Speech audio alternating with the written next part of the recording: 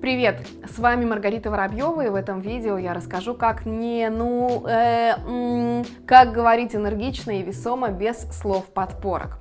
Слова подпорки — это не слова-паразиты, а звуки вроде с помощью которых вы пытаетесь нивелировать паузы. 3 способа очистить речь от мусора. Первый – полюбить такие сознательные паузы.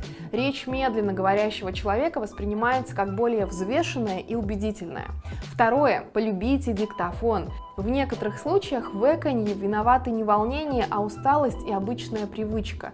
Излечите себя диктофоном. Регулярно записывайте пересказ фильма, книги, научные статьи, контролируя частоту речи. И третье – перестаньте отвлекаться. Сосредоточьтесь на разговоре. Не думайте о том, что вам нужно кому-то позвонить и кого-то предупредить. Пока вы участник разговора, вы должны полностью присутствовать в диалоге.